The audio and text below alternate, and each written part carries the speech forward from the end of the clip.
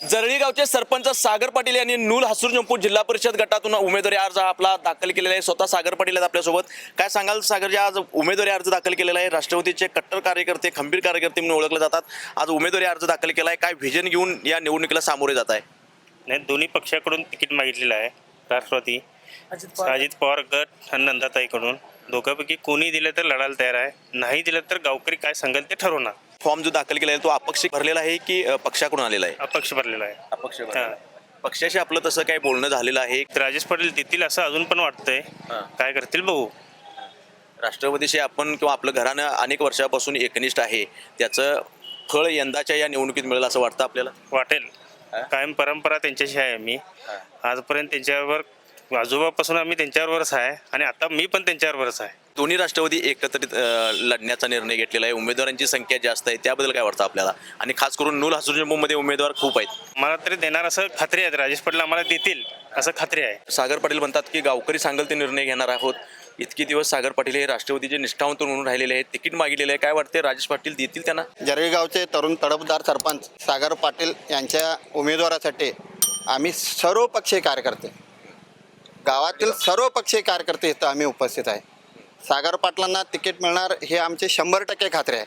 सागर पाटलाच्या नेतृत्वाखाली जरळी गावात ग्रामपंचायत, सेवा सोसायटी, दूध संस्था, पतसंस्था आणि सागर पाटील हे त्यांच्या आजोबापासून राष्ट्रवादी काँग्रेस पक्षाचे सक्रिय आहेत आणि सागर पाटील पण तोच वारसा पुढं चालवत आहेत। आमची अशी पक्षाकडे आणि नेत्यांच्याकडे मागणी आहे की जरळी गावात जवळजवळ 3400 मतदार आहेत आणि आमचं गाव मोठं आहे। आमच्या गावावर कायमच अन्याय झालेला आहे। कुठल्याही पक्षाने आमच्या गावासाठी किंवा पंचायत समिती असू देत, जिल्हा परिषद असू देत, गोकुळ असू देत, केडीसी असू देत, विचार केलेला नाही। ही ओबीसी म्हणून संधी आम्हाला आलेली आहे, ती नेत्यांनी विचार करून आम्हाला द्यावे, नाहीतर त्यांनी त्यांचा मोठेपणा दाखवलेला आहे। पक्षाने तिकीट मिळालं असं नाही, पक्षाने तिकीट दिलं तर आम्ही गावकरी बसून निर्णय घेऊन हे नेतृत्व पुढे जाण्यासाठी आम्ही प्रयत्न करणार आहोत। म्हणजे निवडणूक लढवायचा निश्चय आहे तुमचा? हो, निवडणूक आम्ही काही करून ही आम्हाला संधी आलेली आहे।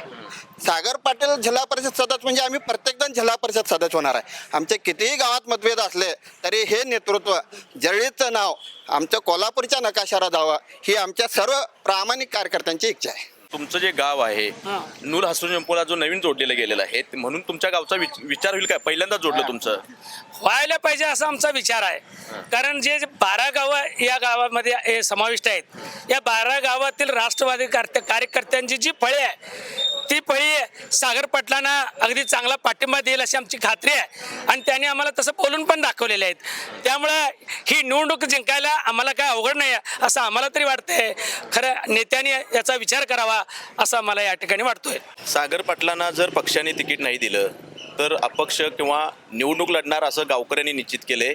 हा पक्षाच्या वरिष्ठांनी, नेत्यांनी इशारा समजायचा की विनंती? नाही, आमची विनंती समजावं, कारण एकदा दादा मला वाटतं 2017-18 साली एकदा पंचायत समितीचं आमची संधी हुकलेली आहे, त्यामुळं आत्ता संधी परत चालून आलेली आहे। त्यामुळं ही संधी 100% या नेत्यांनी, विनंतीसुद्धा आहे आमचं, त्यामुळं त्यांनी आम्हाला उमेदवारी सागर पाटलांना द्यावं आणि संधीचं सोनं त्यांनी करावं अशी विनंती आमची त्या वरिष्ठांना आहे। तर आज आपण पाहिलं की जरळीचे सरपंच सागर पाटील यांनी उमेदवारी अर्ज हा दाखल केलेला आहे। गेल्या कित्येक वर्षापासून त्यांचं सामाजिक सहकार क्षेत्रामध्ये मोठं योगदान आहे, त्याच्या कुटुंबाचं मोठं योगदान आहे। याशिवाय त्यांच्या आजोबांच्यापासून राष्ट्रवादीमध्ये ते एकनिष्ठ म्हणून त्यांचं कुटुंब ओळखलं जातं, संपूर्ण तालुक्याला हे परिचित आहे।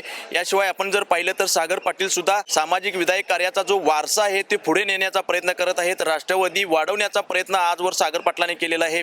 अनेक वेळेला निवडणूक लढवण्याची संधी आलेली होती, पण पक्षाचा आदेश त्यांनी मानून निवडणूक न लढवण्याचा निर्णय घेऊन पक्षाशी एकनिष्ठ राहिलेले आहेत। पण यंदाच्या या निवडणुकीमध्ये आपल्याला संधी आलेली आहे आणि ही संधी पक्षश्रेष्ठींनी ओळखून मला तिकीट द्यावं, अन्यथा जे गावकरी निर्णय घेतील त्या निर्णयाशी मी सहमत असणार आहे असं सागर पाटील यांनी सांगितले। आणि गावकऱ्यांशी संवाद साधला असता त्यांनी सांगितलेलं आहे की पक्षश्रेष्ठींना विनंती आहे की सागर पाटील यांना तिकीट द्यावं, उमेदवारी द्यावी, अन्यथा निवडणूक ही लढवली जाईल असा इशारा देखील आज या ग्रामस्थांनी नेत्यांना इशारा दिलेला आहे।